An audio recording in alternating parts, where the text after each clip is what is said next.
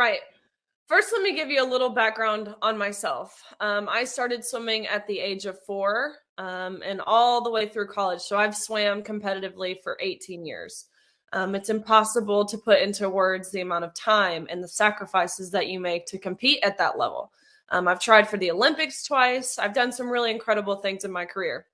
And so my senior year of college, we were told we would be competing against biological male Leah Thomas. Upon looking up who Will Thomas was as a male, we were able to see that William Thomas, which was his male name, was ranked 462nd among the men.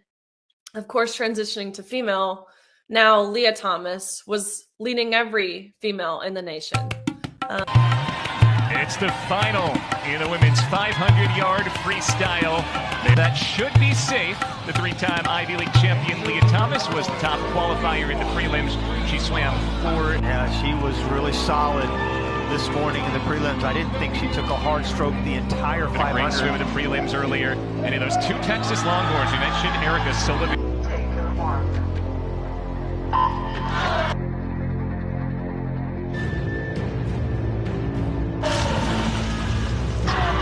Work for it. She was pushed over the first 350 meters. Thomas wins the NCAA championship, and she's the favorite again tomorrow in the 200-yard freestyle. So that next day of competition, Thomas and I competed against each other in the 200 freestyle, and you asked me how I felt. It felt like I was going into this race with my hands tied behind my back. It's impossible, even myself who's put in so much work, so much dedication, so much time, it felt impossible for me to beat this person who has male advantage.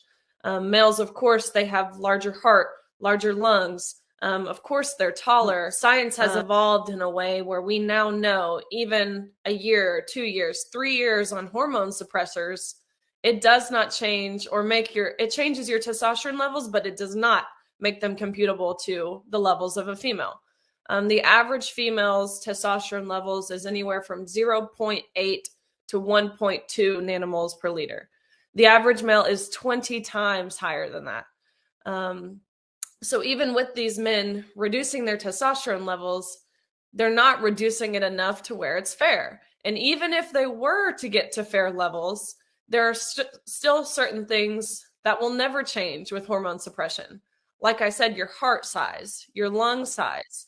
It sounds silly, but even the size of your throat, men have a 40% larger throat than women, which is a huge factor to success in swimming. Some of the people that have the same opinion of us, they say that you would boycott this kind of competition. And truthfully, I think boycotting is the most powerful way to make changes. Of course, like I said, we have different legislature going on, but boycotting is the most powerful way because these people, these organizations who are allowing this, they will follow the money.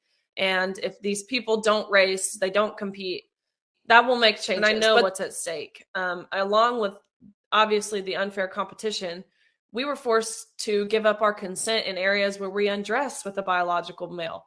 There's so much at stake here, and these parents, they need to get involved. So Leah Thomas was a 6'4" biological male who still had full male parts. And we were not forewarned that we would be sharing that changing space with a male. That is not something we ever had the ability to give our consent to, which is so wrong.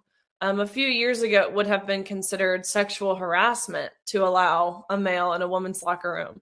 But now, not only is it just happening, but these large organizations and these institutions in our left, they're encouraging this. They're celebrating having men in women's locker rooms and stealing our awards.